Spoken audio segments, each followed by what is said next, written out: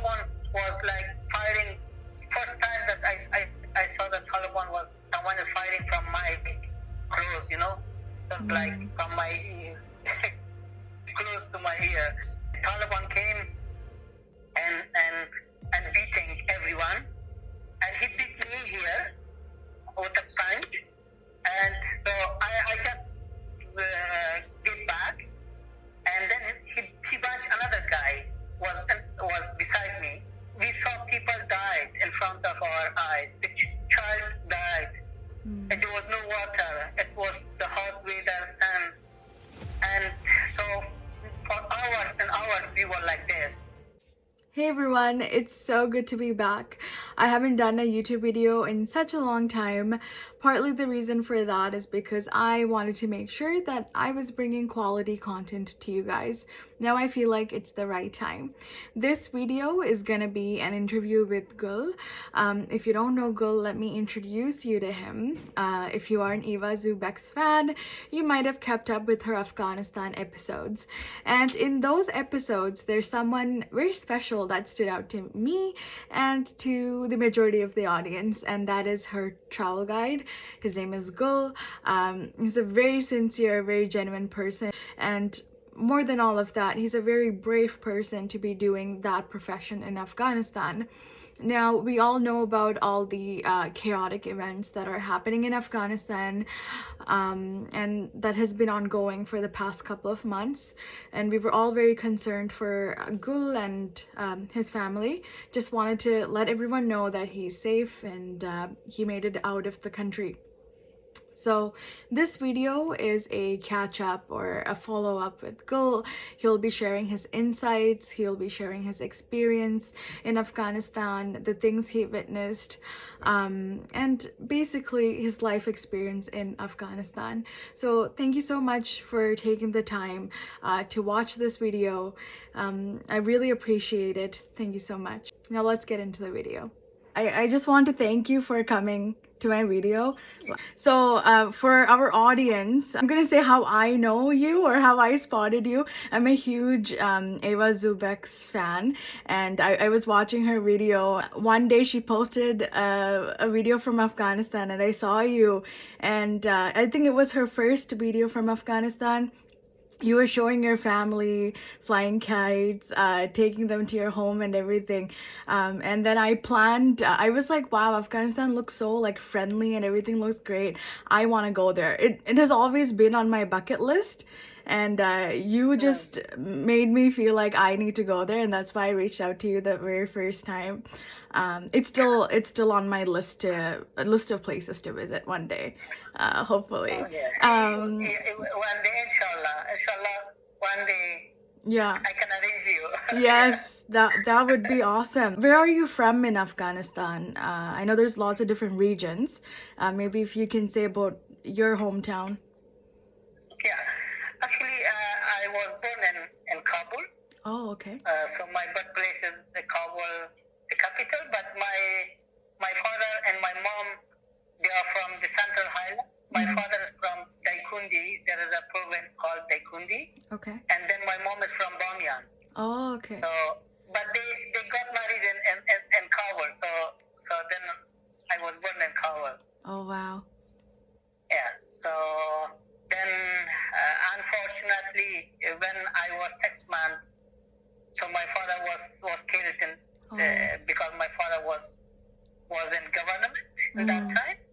Like at that time, it was Mujahideen was against the central government. Okay. It's now last year, like Taliban was against the government, and that time it was Mujahideen. Okay. So then because they didn't like my father, because my father was very open, he allowed and also encouraged my neighborhood families to go to school. So then they didn't like, so I haven't seen my father. Oh. So, but I grew up, my mom took care of me, so till now, even till now she's here with me, so. That's so sweet. So your father actually had a school in Afghanistan, is that right? No. No. He was the head of the community. Oh, okay. Okay. So he was the head of community. He was encouraging all the community members to join, to come to school and let your daughters to go to school. But in that time, there was a lot of religious extremists was don't let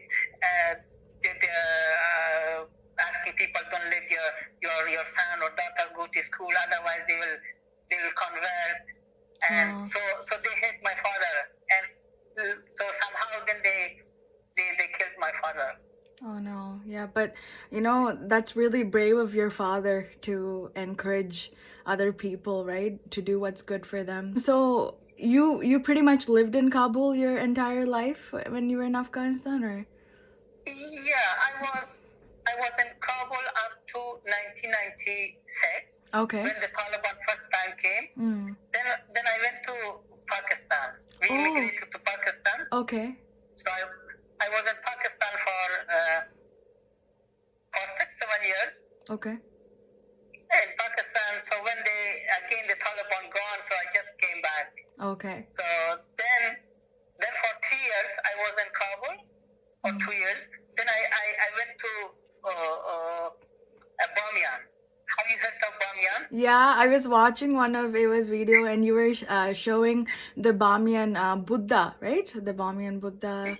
Yeah. It's really amazing. Like when you think about Afghanistan, you would never think that like a huge Buddha statue would be there, but it was first-hand knowledge for me. So is there anything else that's cool about Bamiyan? Yeah, so in Bamiyan has everything. Oh, so wow. Sometimes we say that Bamiyan has everything a traveler wants. Okay. Because Bamiyan has the heritage, that's Buddha, and then Bamiyan has the nature, the beautiful lake. Maybe that's the unique lake in the world. It's called Bande Amir Lake. It's a blue lake, and then we have the beautiful mountains. Yeah, I saw that in the video. Yeah. And then the nature. So Bamiyan has this three. So, and also the people. Yeah. The people are unique. So it's people are soft, people are friendly, and so even the people can attract people. Yeah. So when the Taliban was in there, was there a lot of tourist people coming to Bamiyan and visiting? Yeah, so Bamiyan was the main destination for international and for national. Okay. So it was also for domestic tourists. Okay. So and the season in summer it was full of even some days it was like thousand Afghans from other province was coming visiting. Wow. When you were so involved with tourism and like promoting all that, was there any kind of threat you faced from any extremist groups or any government? We were always not officially, no one, but always we were thinking, because people there was a fear. Right. There was people were scared, especially when we were doing some activity with the female or with the girls, with the woman, to involve women in the activity. So always, even sometimes people were not supporting. So like I was organizing ski in Afghanistan, like the Afghan ski challenge. Yeah. We had all boys with us. There were no girls. So then I said, why not? We should have organized girls, because my wife was also involved. She was helping me, arranging everything, but she said, why not girls? Then I said, okay, you should find some girls. She found a few girls, and then I went to find money for them, to transport food.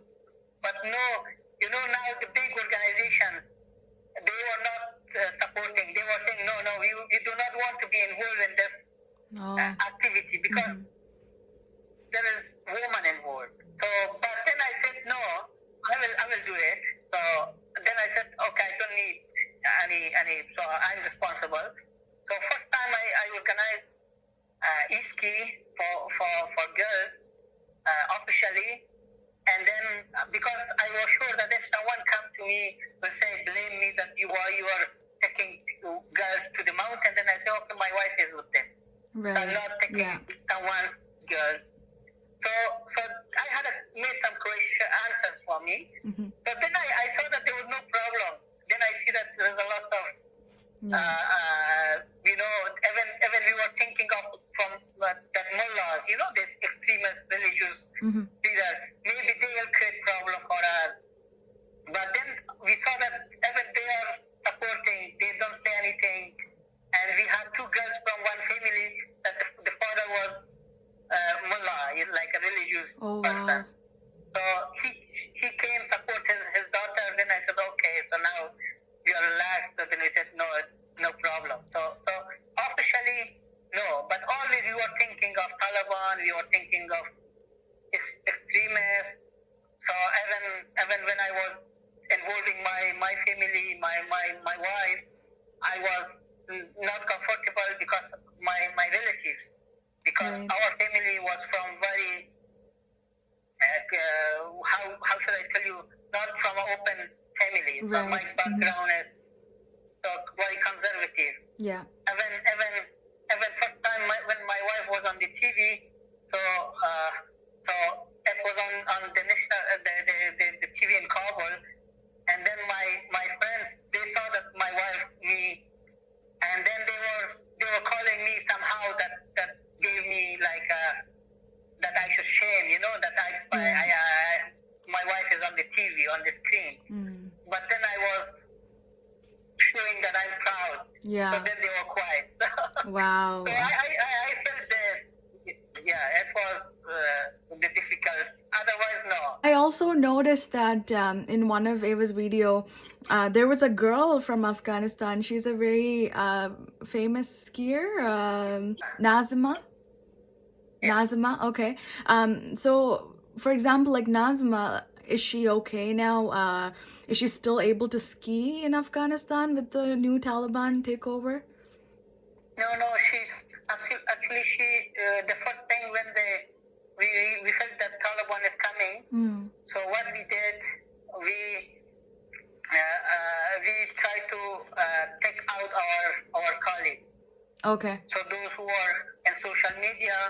So first person that we take out was Nazima to Pakistan. Okay. So she's still in Pakistan. So Eva helped her. Okay. And to still she take care of her. Okay. And so I arranged other things that she get out. So she went in August. I think it's 9 August. Okay. She went to Pakistan. So before Taliban come. Okay. So then slowly then I asked my other colleagues from Herat, 2 girls from Herat, and then my other colleagues from Bamyan, the skiers, athletes, and tour guides. So total with me, with my family, so 9 people. So 8, my 2 daughters, my mom, my wife, and then 4 girls. I brought them here. Wow, that's I was watching those videos of people all crowding the plane and like falling off and everything. So I was personally very worried, like how are people gonna get out of this situation, right? So like, was that the reality for you? Was it like that or different? Oh, no, I think it was more. So this was you saw on the video, but we were inside the video. So it was like a movie, but we were inside. It was a real movie, so we can say, it was the most difficult time, or like that moment. I cannot describe. I cannot tell how bad it was, how difficult time it was. And so if I tell you, first time when I went to the airport, one of the country called me that you have to come to the airport. So I saw that no one is ready. One girl was ready, one of the girls from my team. I took her to the airport. So I saw the airport as crazy. Thousand, maybe more than 10 to 15 or 20,000 people on the Wow. street. And Taliban was fighting. Oh, And then I really? said, no, yeah, the Taliban was like fighting. First time that I saw the Taliban was someone is fighting from my clothes, you know, like from my close to my ear. And then I told him, no, we cannot go. So we went back home. So the next day, again, I called from another country, was from Poland. Eva arranged. And I took 3 girls with me. So I took them to the airport. And from 4 or 3 o'clock up to 10 o'clock. So I was with them. And same situation. And Taliban was fighting, Taliban was beating. And I lost the girls because they were not allowing me to be with them. So because I wanted to reach them to see that if they pass. But then the Taliban 2 times beat me very hardly. And then I lost them. So finally after a few hours I found them that they are not gone. So they came back. Okay. But what I saw there, and that night, I was with the crowd, and Taliban came and beating everyone, and he beat me here with a punch, and so I just get back, and then he punched another guy was beside me, and this guy was same ethnic, like same language to the Taliban. Okay. So he reacted that he said, why you are beating me? So he reacted. You know, the Taliban beat him up to death. Oh, and for 10 minutes, I was watching that he was beaten. Not only one Taliban, he was beaten by let's say, sorry, It's okay. beating by like 5 Taliban. And they were beating, he was unconscious. And he was out of, he could not speak anymore. And he was like a dead. Still Taliban was kicking, punching, and they were coming. When one is tired, another one was coming. And finally, he was unconscious. They put him inside the airport. So I saw that. It could be me as well. Yeah.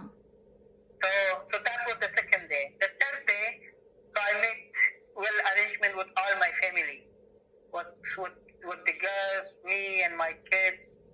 We had another group as well because they asked me that to take charge of other people also is on the list. Total we were 20 people. We went to the airport. So we were from 3 o'clock a.m. in the morning, midnight. We went up to 12 o'clock or 11 o'clock. So we were among 10,000 people. Oh my God. And I lost my mom, I lost my wife, and I lost everyone. And only my daughter, I have my daughter with me, so we don't know. We could not go back, we cannot go to in front. So people was pushing. Yeah. So we saw people died in front of our eyes. The child died. And there was no water. It was the hot weather, sun. And so for hours and hours we were like this. So finally, so the Taliban start beating people and get out people from that area. So then we found that I found my wife, I found my daughter, my mom, and other girls. So then that was the best moment that I had after. And then we came back. We said that they said that no, not possible. We have to go home. So we stayed in Afghanistan. So we were in a shadow. So this one guy came and he said, "Why you are going?" I said, "Okay, we have our list. Our name is on the list, and so my life is in danger." Then he said, "I can help you, but you can give me money." I said, "Okay." He said, "If you stay here for a month, you will not go." I said, "How people go then?" Then he said, "I will show you, but you should pay me." Then I said, "Okay." So we agreed $300. Okay. So then this guy took us in a very different, not the actual road. So he took us in a very different villages that I should not recognize. I should not know which way that he's coming because this is their business. Right.